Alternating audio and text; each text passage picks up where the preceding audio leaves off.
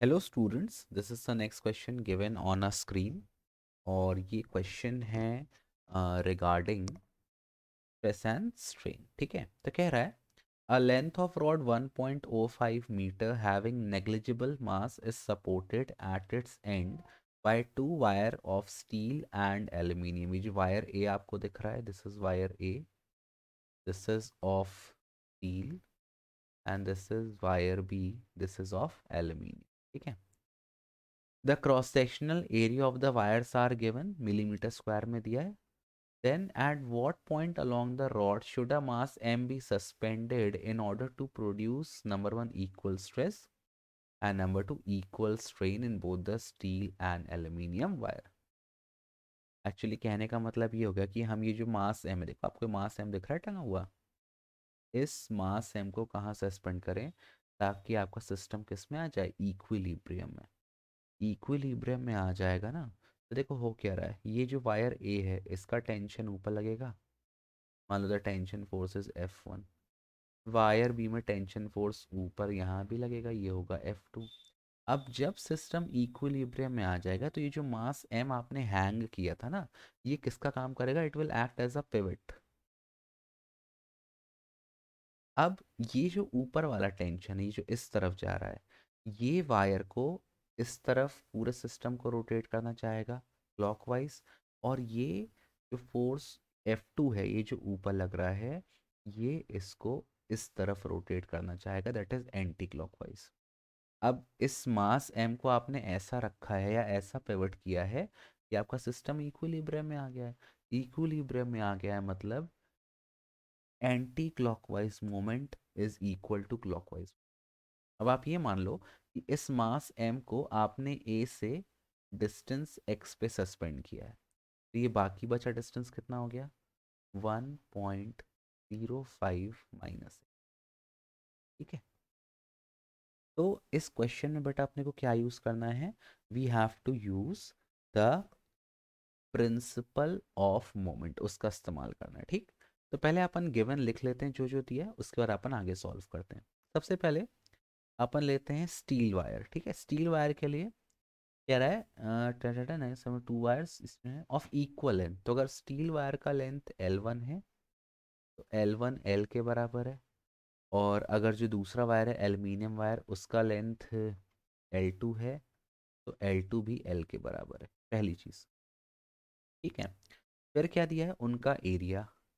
तो A1 steel wire का area कितना दिया है, 1 मिलीमीटर स्क्वायर। अच्छा, 1 मिलीमीटर मीटर में कितना होता है, 1 मिलीमीटर होता है 10⁻³ मीटर।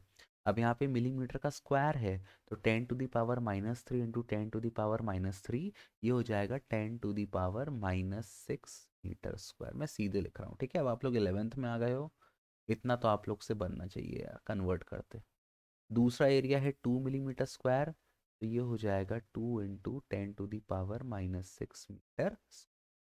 ठीक है, अब यहाँ पे यंग मॉडुलस नहीं दिया, यंग मॉडुलस ऑफ स्टील होता है 2 इंटू 10⁻11 न्यूटन पर मीटर स्क्वायर। ये वैल्यू याद कर लो, एनसीईआरटी में बहुत सारे क्वेश्चनों में दी नहीं है। और स्टील का होता है बेटा 7 इंटू 10⁻10 न्यूटन पर मीटर स्क्वायर। मुझे स्टील का याद है, एल्यूमिनियम का मुझे भूल जाता है, ये इनकी यंग मॉडल्स की वैल्यू है। ठीक है, अब अपन आते हैं पहले केस में। पहले केस में बोल रहा है कि दोनों वायर में स्ट्रेस इक्वल है। क्या होता है स्ट्रेस का formula, force acting per unit area. इसका मतलब in the first case F1/A1 is equal to F2/A2। ये पहला केस हो गया। F1 की वैल्यू नहीं दी है, कोई बात नहीं, ठीक है। और F2 को आप यहाँ नीचे ले आओ, अपन F1/F2 का रेशियो ले लेते हैं। ये कितना हो जाएगा, A1/A2। A1 की वैल्यू कितनी दी है, 10⁻⁻6। A2 की वैल्यू कितनी दी है, 2 इंटू 10⁻⁻6।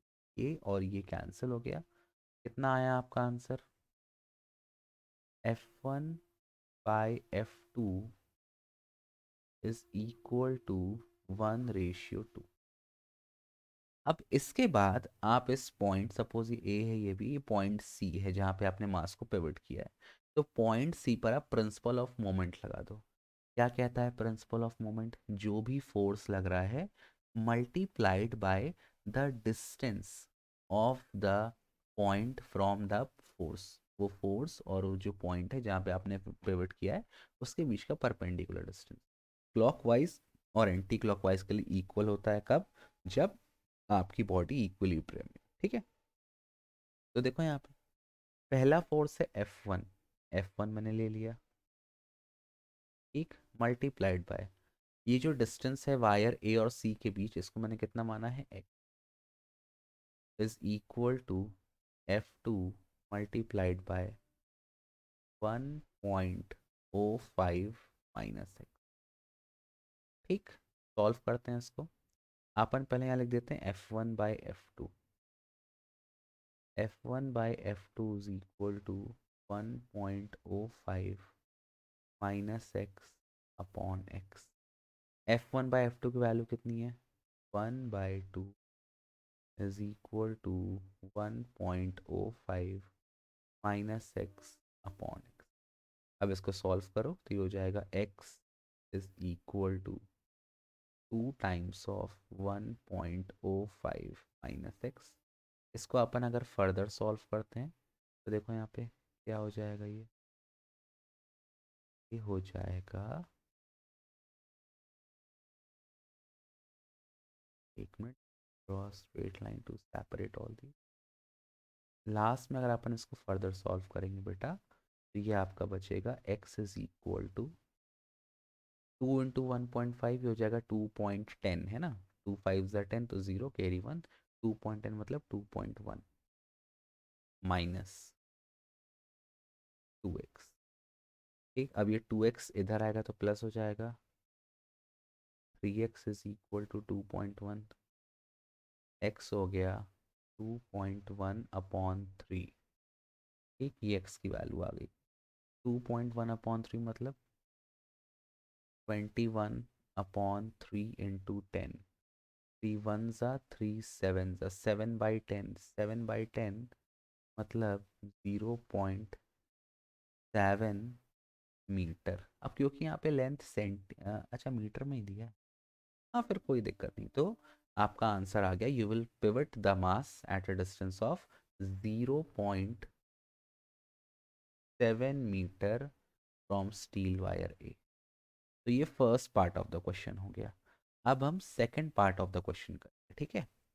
तो for doing the second part मैं फर्स्ट पार्ट को रब कर रहा हूँ क्योंकि ये सारी वैल्यूज़ यहीं पे दी हैं, तो अपने लिए आसान हो जाएगा। ओके बेटा, बुरा मत मानना, आप तो वीडियो पॉज करके देख भी सकते।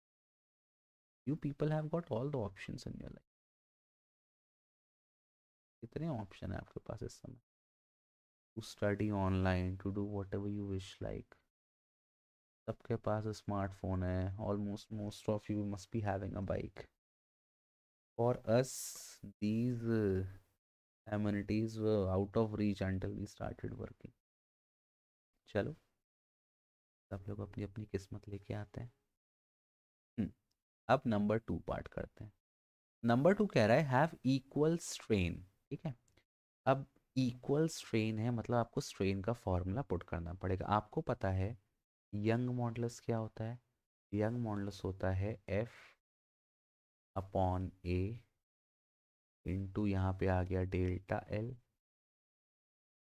इंटू एल, ठीक।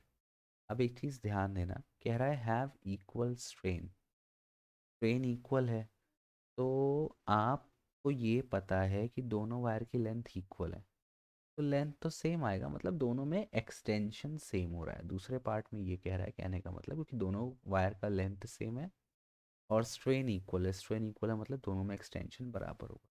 तो पहले आप यहाँ से डेल्टा एल का फॉर्मूला निकालो। डेल्टा एल कितना हो जाएगा? Delta L will be equal to F into L upon A into Young, ये डेल्टा एल का फॉर्मूला, ठीक।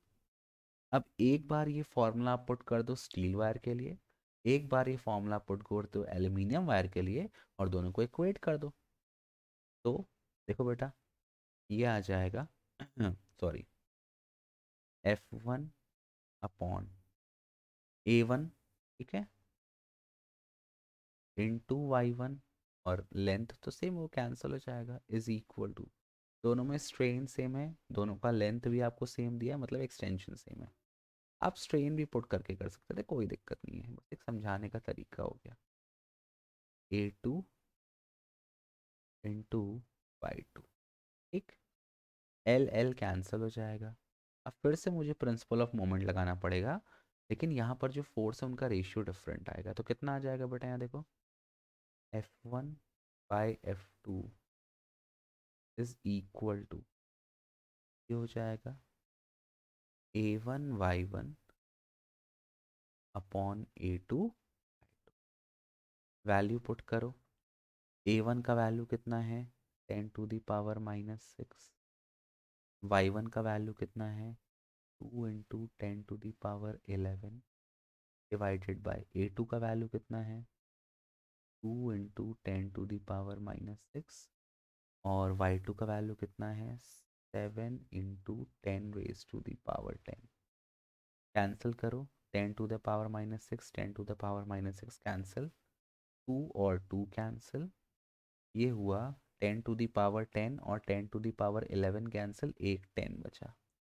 तो कितना रेशियो आ गया, आपको मिल गया F1/F2 is equal to 7/10। F1/F2 आपको मिल गया, सॉरी 7/10 नहीं, sorry sorry, I am sorry बाबू, ये मिला 10/7, ठीक। अब आप यहाँ पे प्रिंसिपल ऑफ मोमेंट लगा दीजिए। Let me draw straight line, separate out the thing.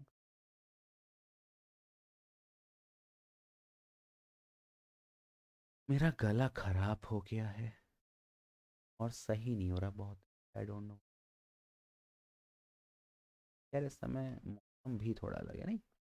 चलो आगे बढ़ते हैं, ये F1/F2 आपको मिल गया, फिर से आप प्रिंसिपल ऑफ मोमेंट लगा दो, आप ये मान लो कि ये जो मास M है इसको x पे पिवट किया, तो फिर से आपको मिल जाएगा बाय प्रिंसिपल ऑफ मोमेंट, ये आपका क्लॉकवाइज है, clockwise moment F1x is equal to anticlockwise moment F2 1.05 minus x, का डिस्टेंस इतना हो जाएगा।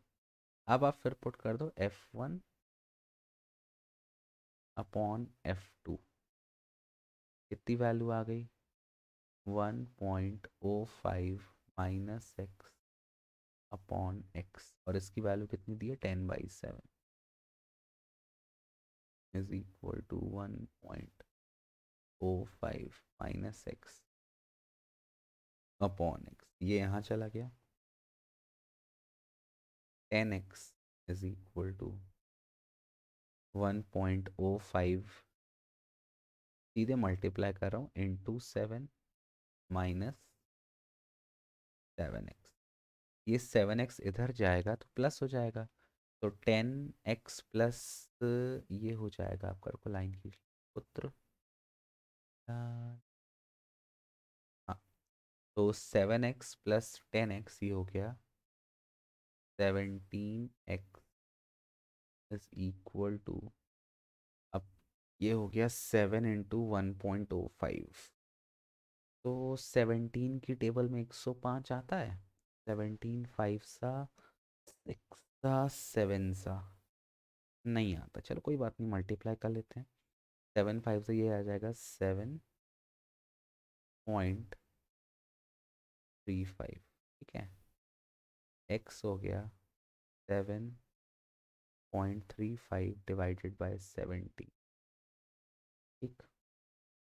अब अगर आप इसके डेसिमल हटा दो तो 735/100 हो जाएगा, फिर आपको 17 से डिवाइड करना पड़ेगा 7.35 को, अगर आप डिवाइड करते हो 735 को 17 से, आप पढ़ो 17 का टेबल, पहले आप ले लो 17 फोर्जा, है ना, तो 17 फोर्जा हो गया 68, तो बचा आपका 68 से 55 बचा, फिर 17 3 पढ़ो 51, 55 में आए तो ये आ गया, अगर डेसिमल मैंने हटा दिया, ये आ गया 43, अब डेसिमल से बचा 4 जीरो, 17 टू ज़ा 34, तो ये आपका अप्रॉक्स आएगा।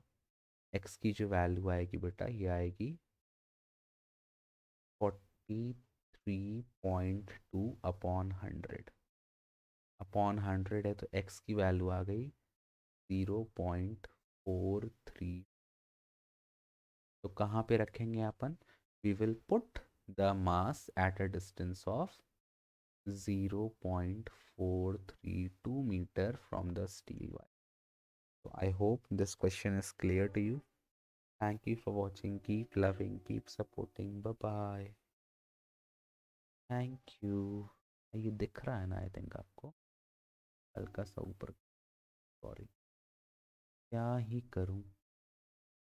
चलो, और अगर पसंद आया हो एक्सप्लेनेशन तो please like share and subscribe कर देना, और बेल आइकन प्रेस कर देना, और दोस्तों के साथ शेयर कर देना, मम्मी पापा को भी दिखा देना, और किसको दिखाओगे? अपनी फ्रेंड्स को भी दिखा देना, चाहे मेल हो या female. I am not gender biased.